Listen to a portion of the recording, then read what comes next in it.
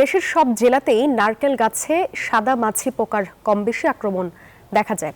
এই পোকার আক্রমণে গত 2 থেকে 3 বছরে নারকেলের ফলন কমেছে প্রায় 30 থেকে 35%। সম্প্রতি গবেষণায় বাচ্চা সাদা মাছি দমনে নতুন জেনারেশনের 3টি কীটনাশকের কার্যকারিতা পেয়েছেন বাংলাদেশ কৃষি বিশ্ববিদ্যালয়ের কীটতত্ত্ব বিভাগের অধ্যাপক ডক্টর গোপাল দাস। ময়মনসিংহ থেকে সৈয়দ নোমানের রিপোর্ট। দেশের সব জেলাতেই নারকেল গাছে সাদামাছি পোকার কম বেশি আক্রমণ দেখা যায়। বিশেষ করে দেশের পশ্চিম, দক্ষিণ পশ্চিম ও উত্তর পূর্ব জেলাগুলোতে বেশি চোখে পড়ে। এক জরিপে এই পোকার 61টি হোস্ট উদ্ভিদ শনাক্ত করেছেন গবেষকরা, যেখানে প্রধান হোস্ট উদ্ভিদ নারকেল, পেয়ারা ও কলা গাছ।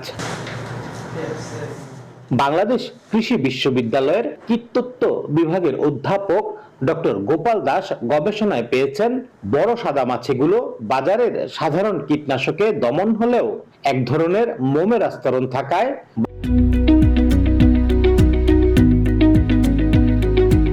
বাচ্চা মাছির ওপর কোনো প্রভাব পড়ে না।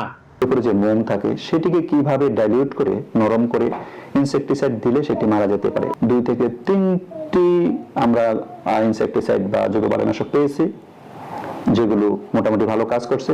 তার সাথে কিছু অ্যাডিটিভ আমরা যোগ করেছি। অর্থাৎ অ্যাডিটিভ হচ্ছে এমন একটি কেমিক্যাল যেটি মোমের উপরে মোমকে গলাতে বা মোমকে নরম করতে সাহায্য করে থাকে। তবে বাচ্চা সাদামাছি দমনে জৈব বালাইনাশক 3টি কীটনাশকের কার্যকারিতা ভালো পাওয়া গেছে বলে জানান এই গবেষক। মানে বিচার বিবেচনা করে ইনসেকটিসাইড প্রয়োগ করতে হবে। এইভাবে অ্যাব্রাপ্টলি ইনসেকটিসাইড ব্যবহার করার কোনো দরকার নেই ফিল্ড লেভেলে। এটি হচ্ছে তাদের প্রতি আমার যে দীর্ঘদিনের যে 5-7 বছরের আমার গবেষণা সেটির একটি মেসেজ।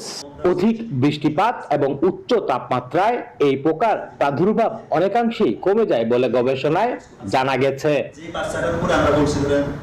সৈয়দ নোমান, নিউজ 24, ময়মনসিংহ।